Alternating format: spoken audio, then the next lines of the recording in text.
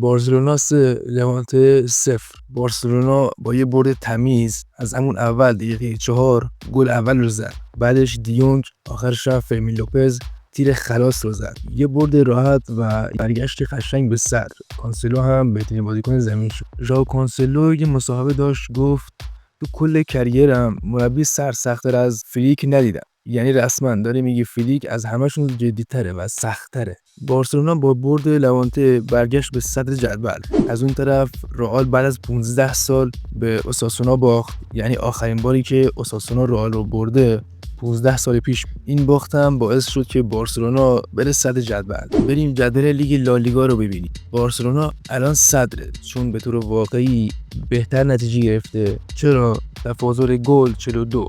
تیم یعنی زیاد گل میزنه، کم گل میخوره. 25 بازی 61 امتیاز، یعنی میانگین 2.44 در هر بازی. این عدد برای قهرمانی کاملا استاندارد.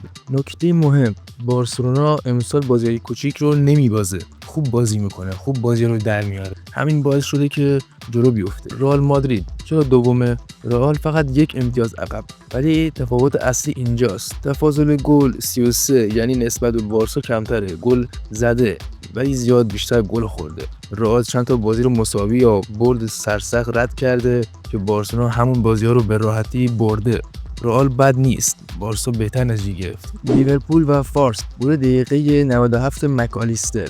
لیورپول خوب بازی نکرد ولی مکالیستر دقیقه 97 یه گل زد، کل بازی رو نجات داد. یعنی لیورپول رو نجات داد. همون ضربه 3 امتیاز. آرسنال 4 تاتنهام 1. آرسنال هم تاتنهام رو له کرد. ایزه و گیوکرش هرچی خواستن رو کردن.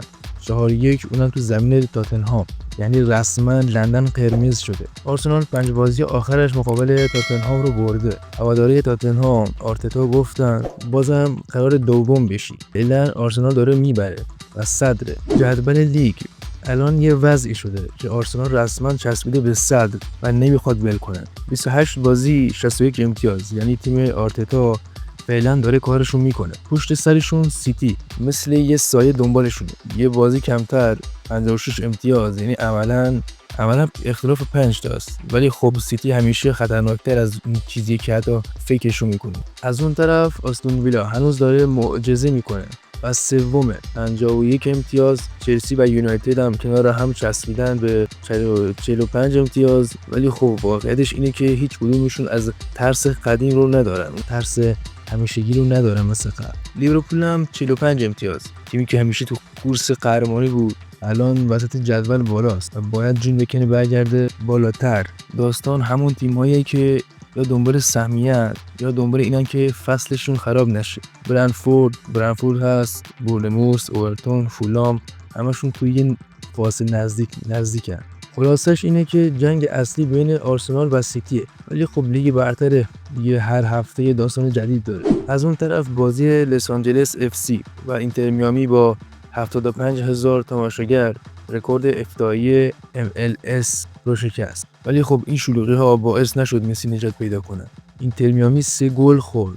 یعنی هفته اول لیگ آمریکا مسی و رفقا رسما له شدن. اونم توسط کی؟ توسط سون هیون مین، ستاره سابق تاتنهام. اینتر میامی دنبال کاسمیروه.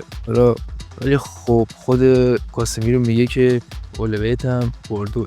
از عربستان هم یه داستان جذاب داری. الهلال با یه تیفو جذاب و خفن زده بود، ولی با این حال قابل الاتحاد متوفق شد و صدر جدول رفت برای النصر هم جشنواره گل رو انداخت. رونالدو هم دبل کرد. بعد از بازی با لباس عربی رفت سمت هوادارا و گفت من دیگه خودمو عربستانی میگه. و متعلق به اینجا یعنی رسما کریس داره تبدیل میشه به این نماد لیگ عربستان. کریستیانو یه رکورد عجیب داره، بعد از 30 سالگی 500 تا گل زده.